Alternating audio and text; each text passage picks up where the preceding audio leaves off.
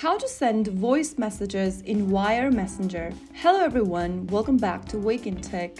Sending a voice message in Wire Messenger lets you quickly record and share audio without making a call. First of all, open up the Wire Messenger application on your device and log into your account.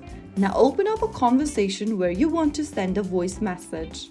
Now, go ahead and tap on the three dots at the bottom right corner and look for the microphone icon at the bottom left.